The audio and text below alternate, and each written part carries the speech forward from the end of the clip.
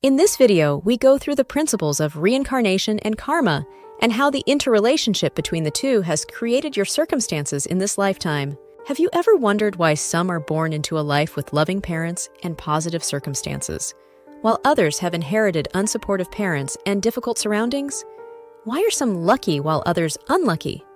Why does one die old whilst another dies young? Or why is it that we sometimes seem to dislike people immediately when we barely even know them? Questions like these are continually left unanswered. However, the answers can be found by understanding the natural laws of the universe. Through understanding the underlying laws, you will see the divine order in all circumstances, which will enable you the courage to overcome your limitations and step into more fortunate conditions. The first principle that must be understood in solving life's problems is that of reincarnation. Every person is essentially a spirit, a living and self-conscious divine spark of light. You are the offspring of God, but your powers have not been developed and will not be activated until you have undergone the experiences of the physical world. Your existence on Earth, which is the third dimension in the universe, requires a body, given the density of this dimension. Therefore, your body was created to be a vehicle for your spirit, essentially carrying your life to give it separate existence in this dimension and making it individual. Your spirit comes into the physical world through the gateway of birth. It puts on a physical body, like a person putting on an overcoat before going out into the world from their home. When your physical body is outworn, you pass through the gateway of death, where you drop your physical coat and enter the unseen world. After a long period of rest and refreshment in the unseen world, you assess your experiences of life on Earth to gain new knowledge and powers. And with this new knowledge, you return again to the physical world through the gateway of birth, taking on a new physical body which has been adapted for your increased capacities through lessons learned in your past life.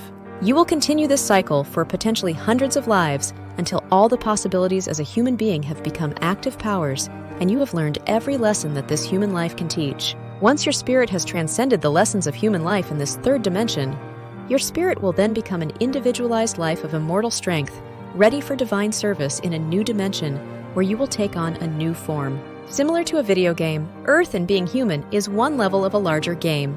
And once you pass this level, your spirit will move to the next level with new surroundings and new powers which aren't available on this plane of existence. By pleasure and pain, by joy and suffering, by success and failure, by fruition and disappointment, by successive choices well and badly made, your spirit learns its lessons of laws that cannot be broken, and manifests slowly, one by one, its capacities for mental and moral life. Your spirit transmutes all the lessons gathered from each earth life into moral and mental powers during each transition period between death and a new birth, changing aspirations into achievements, changing the results of failures into future success, changing past sufferings into endurance, changing errors into repulsions from wrongdoings, and the sum of experience into wisdom. Each time your spirit returns to Earth, it is guided from the type of race it will be, the nation it will reside, and the family they will live with.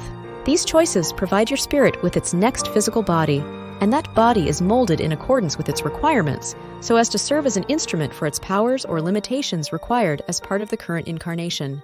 The struggling and unfolding spirits of one humanity become the guardians of the next humanity, guiding the evolution of world. Throughout our life on Earth, we are protected, helped, and taught by spiritual intelligences who existed in worlds other than our own, as well as by the most highly evolved persons of our own humanity. In addition, any past life karmic debt is repaid through protecting, helping, and teaching the wider human collective. If you find many around you who are ignorant, stupid, and even brutal, limited in both mental and moral powers, it is because they are younger souls who are still learning their lessons and experiences on this earth plane, which may already be apparent to you. They are simply in their early years of reincarnation, which is where the term old soul is derived from. Those who are referred to as old souls are typically people who possess wisdom beyond their years because their spirit has been on this earth plane potentially hundreds of times already, giving them foresight, understanding, and powers beyond the collective of younger souls. The errors of our younger soul brothers and sisters should be met with love and helpfulness instead of with bitterness and hatred. As they are, so were we in the past. As we are, so shall they be in the future. And both they and we shall go onward and onward through the everlasting ages. Moving on to the interrelationship between the twin principle of reincarnation is karma, also known as the law of causation. This principle helps uncover the underlying connection of all our relationships and circumstances. Hindu scripture states, "Man is created by thought. That which he thinks upon in one life he comes in another." If the mind dwells continually on one train of thought, a groove is formed into which the thought force runs automatically. And such a habit of thought survives death and, since it belongs to the ego, is carried over in the subsequent earth life as a thought tendency and capacity. For example, selfish wanting of the possessions of others, even if never carried out into active cheating in the present, makes for a thief in a future life, while hatred and revenge, secretly cherished, are the seeds from which the murder springs. In contrast, unselfish loving may yield you into a philanthropist or saint, and every thought of compassion helps to build you as a friend to all. The knowledge of this law enables every person to build their character with all the certainty of science and to look forward to the person they are evolving into.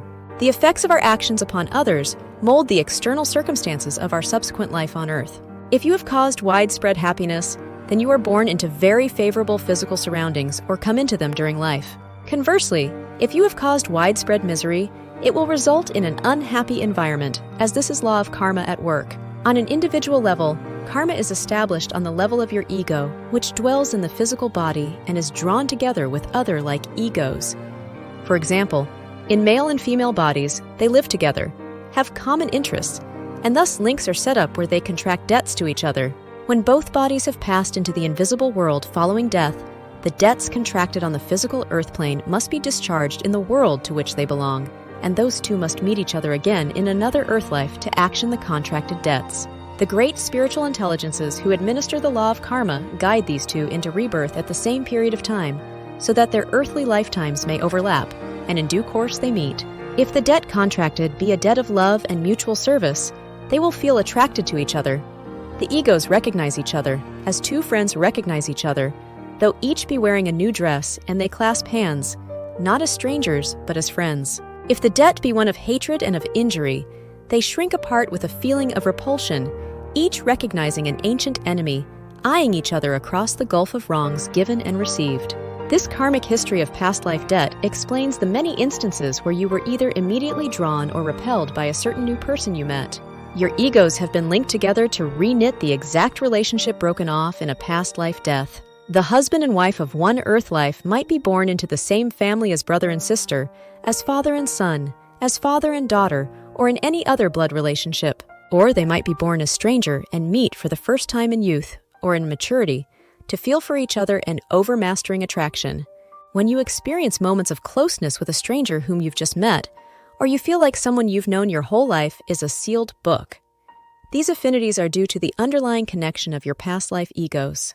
The egos know each other. Though the bodies may be strangers, the physical brains have received those impressions of memory that exist in the subtle bodies, which cause vibrations in the gray matter of the brain, and thus awaken responses in consciousness. Sometimes, the links of hatred and wrongdoing draw together ancient enemies into one family, there to work out in misery the evil results of the common past. Family tragedies have their roots deep down in the past, and the torture of helpless children even by their own parents.